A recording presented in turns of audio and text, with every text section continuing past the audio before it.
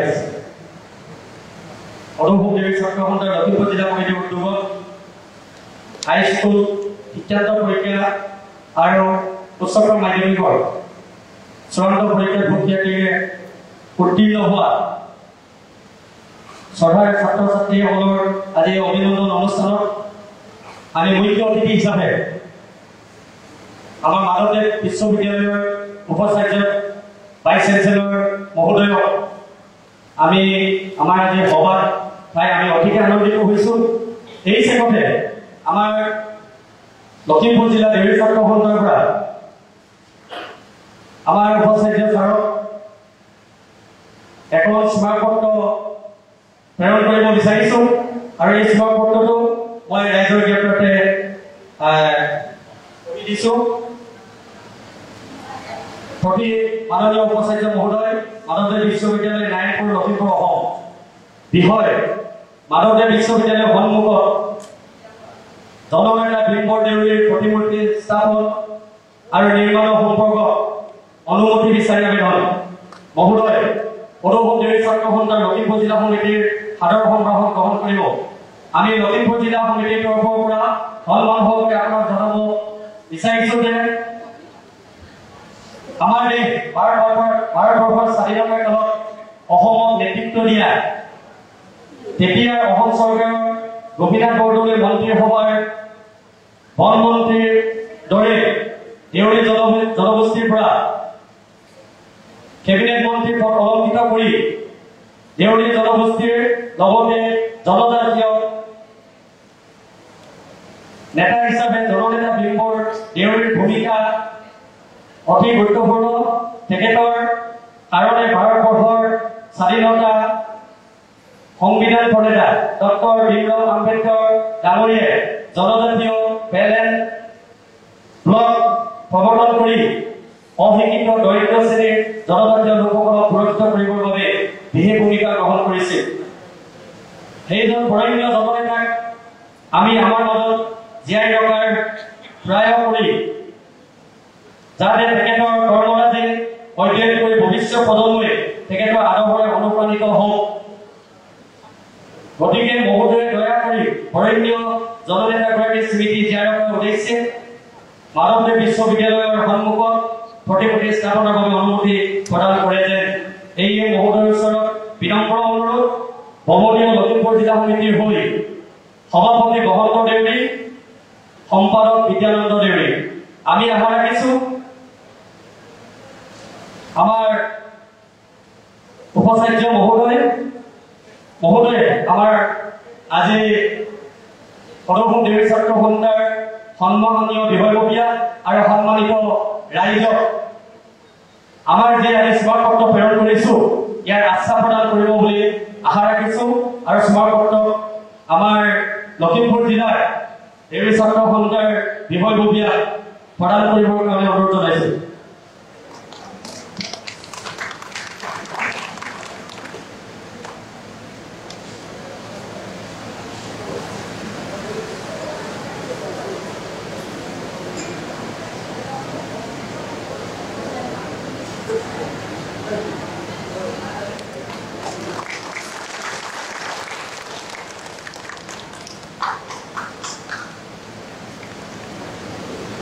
ধন্যবাদ।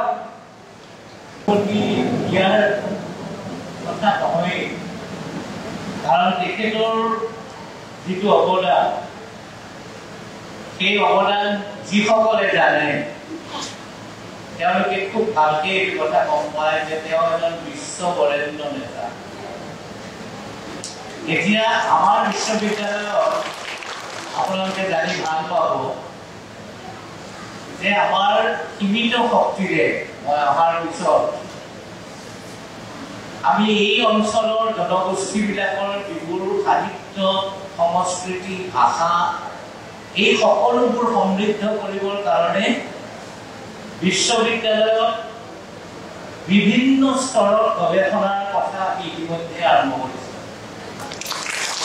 আৰু এই গোটেই অঞ্চলৰ যিটো ইতিহাস ভীমবৰ দেউৰীক বাদ দি এই অঞ্চলৰ ইতিহাস অসম্পূৰ্ণ। গতিকে আমি নিঃসন্দেহে এই ব্যৱস্থাটো আমি সকলোৰে লগত আলোচনা কৰিম, আমাৰ এক্সিকিউটিভ কাউন্সিলত আলোচনা কৰিম, অসম চৰকাৰৰ লগত পাতিম, দেউৰী অটোনমাছ কাউন্সিলৰ লগত পাতিম, দেউৰী ছাত্ৰ সন্থাৰ লগত পাতিম, সকলোৱে মিলি আমি সন্মতিৰ মাজেৰে নিঃসন্দেহে এটা সমাধান উলিয়াব পাৰিম। এটা সৰু কথা মনত পৰাৰ কাৰণে ক'ব ওলালো, এতিয়া যে মই সম্বৰ্ধনা দিলো ছাত্ৰ দুজনৰ এজন বিজ্ঞানৰ ছাত্ৰ, বিজ্ঞানৰ একেবাৰে সৰুকে কথা এটা মোৰ মনত পৰিছে। মোৰ দেউতা অসমৰ শিক্ষামন্ত্ৰী আছিল, কিন্তু আমাৰ ঘৰত ভাত ৰান্ধিবৰ কাৰণে আমাৰ এটা পাকঘৰ নাছিল। মানে আমাৰ ঘৰটো ইমান সৰু আছিল যে মায়ে কেনেকে ভাত ৰান্ধিছিল, এই পিছফালৰ এখন সৰু বাৰান্দা আছিল, বাৰান্দাখনৰ এটা চাইড খোলা, সেই তাতে মায়ে এখন আৰ কাপোৰ পাৰিছিল আৰু তাতে আমি ভাত খাইছিলো আৰু মায়ে তাত ৰান্ধিছিল। আমাৰ একো আপত্তি নাছিল, একো অসুবিধাও নাছিল। কিন্তু যেতিয়া খুব জোৰে বৰষুণ দিয়ে, মায়ে আলু পটলৰ জোল ৰান্ধি থাকে, তাত এই গোটেই বৰষুণৰ পানী পৰি কেৰাহী পৰি যায়। এতিয়া মোৰ মনত আছে, তেতিয়া মই সৰু ডাঙৰ ককাইদেউ তেতিয়া কটন কলেজিয়েট স্কুলত পঢ়ি আছিল, তেওঁৰ কথাই মই কৈছিলো। তেওঁ গৈ পিছত গুৱাহাটী বিশ্ববিদ্যালয়ত উপাচাৰ্য হৈছিল আৰু অক্সফৰ্ড বিশ্ববিদ্যালয়ত পঢ়িছিল। কিয় মই এইটো কথা কৈ আছো, মায়ে তেওঁক কৈছিল যে বাছা, তই বিজ্ঞানী হ'ব লাগিব আৰু বিজ্ঞানী হৈ আমাৰ দৰে সাধাৰণ মানুহবিলাকৰ জীৱন সহজলভ্য কৰিব লাগিব। আজি যিজন ছাত্ৰক মই বিজ্ঞানৰ ছাত্ৰক সন্মান জনালো, তেওঁক মই কওঁ, আৰু বিজ্ঞানৰ যিসকল ছাত্ৰ ছাত্ৰী আছে তেওঁলোকক আটাইকে কওঁ, প্ৰকৃতিক প্ৰত্যাহ্বান জনাবলৈ বিজ্ঞান নহয়, প্ৰকৃতিৰ সৈতে সহযাত্ৰী হৈ জীৱনক সহজলভ্য কৰাটোহে বিজ্ঞানৰ মহান। আমি নিজে দেখিছো, প্ৰকৃতিৰ বিৰুদ্ধাচৰণ কৰি উন্নয়ন কৰিবলৈ গৈ কি হৈছে আমি আমাৰ চকুৰে দেখি থকা নাইনে? সেইকাৰণে মই তেওঁলোকক আহ্বান জনাম, বিজ্ঞান কেৱল উদ্ভাৱনৰ কাৰণে নহয়, বিজ্ঞান আমাক লাগে আমাৰ দৰে সাধাৰণ মানুহৰ জীৱনক প্ৰাচুৰ্যৰে ভৰাই দিবৰ কাৰণে।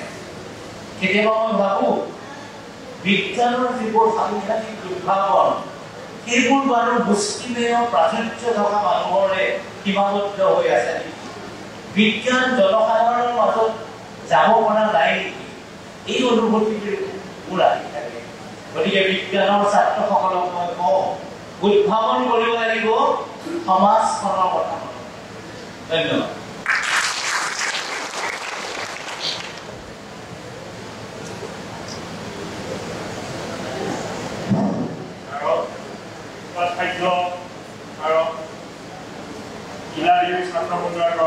পুনৰবাৰ ধন্যবাদ জনাইছো। তেখেতে আমাৰ পৰা বিদায় মাগিব বিচাৰিছে, গতিকে আমাৰ উপাচাৰ্য মহোদয়ক আমি বিদায় জনাবলৈ বিচাৰিছো। গতিকে সমূহ ছাত্ৰ সতীৰ্থবৃন্দ উপাচাৰ্য মহোদয়ক বিদায় জনাবৰ বাবে অনুৰোধ জনালো।